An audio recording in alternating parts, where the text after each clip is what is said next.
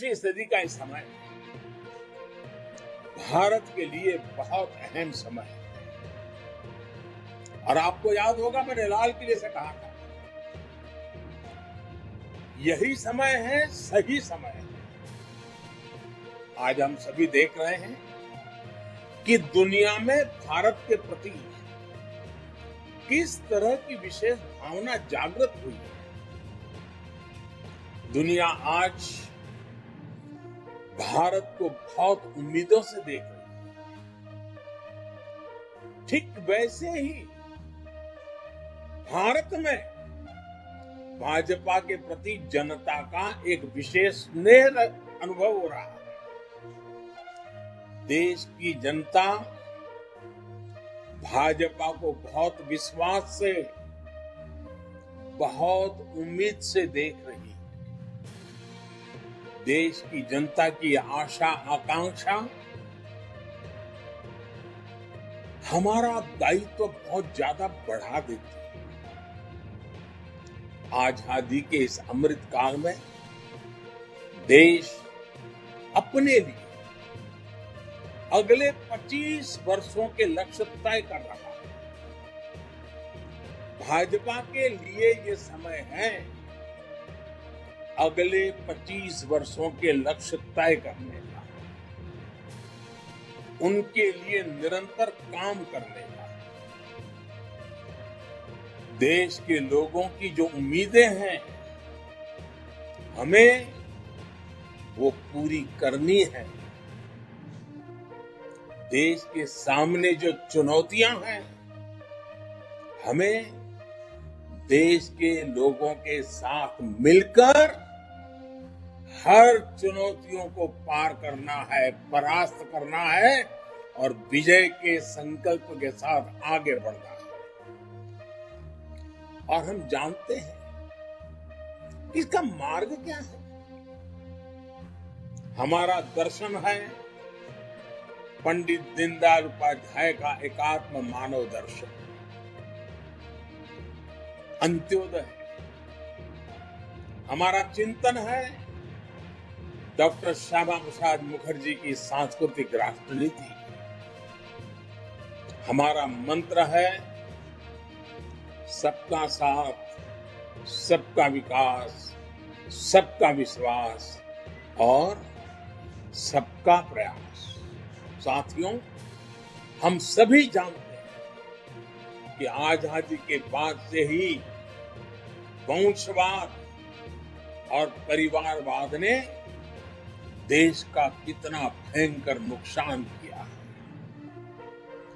परिवारवादी पार्टियों ने देश में भ्रष्टाचार को, धांधली को, भाई भतीजावाद को, इसी को आधार बनाकर देश का बहुत मूल्यवान समय बर्बाद किया है। ये परिवारवादी पार्टियां आज भी देश को पीछे ले जाने पर तुली हुई है। उनका सार्वजनिक जीवन परिवार से शुरू होता है, परिवार के लिए चलता है, परिवार की खातिर ही करता है। भाजपा को इन परिवारवादी पार्टियों से निरंतर मुकाबला करना है। लोकतंत्र के लिए यह सबसे घातक परंपरा है। अगर लोकतंत्र बचाना है, लोकतंत्र को सामर्थ्यवान बनाना है, लोकतंत्र को मूल्यनिष्ठ बनाना है, तो हमें ये वंशवाद, परिवारवाद की राजनीति के खिलाफ अविरत संघर्ष करना ही है। दोस्तों, नई चुनौतियों के साथ अपनी नीति, रणनीति हम निरंतर जब भी जरूरत पड़ी देश हित को आवश्यक मानकर हम आधुनिकता की ओर आगे बढ़ते रहे। और आज भाजपा ने सिर्फ नूतन को ही नहीं अपनाया, बल्कि पुरातन से निकले संस्कारों को भी उतना ही सम्मान दिया है। हमने अपने पूर्वजों की ज्ञान शक्ति पर भरोसा किया है। हम सब जानते हैं कि पूज्य महात्मा गांधी, पूज्य बापू आजाद भारत में स्वावलंबन आधारित नीतियों को देखना चाहते थे, लेकिन दशकों तक सिर्फ गांधी जी का नाम ही लिया गया, काम बिल्कुल उनके विजन के विपरीत किया गया। वो देश में स्वावलंबन चाहते थे, लेकिन भारत को पॉलिसी से लेकर प्रैक्टिस तक विदेशों पर निर्भर बना दिया। अब आज देश देख रहा है कि भाजपा सरकारों के समय स्थितियां कैसी तेजी से बदल रही है। आज देश आत्मनिर्भरता के रास्ते पर चल रहा है।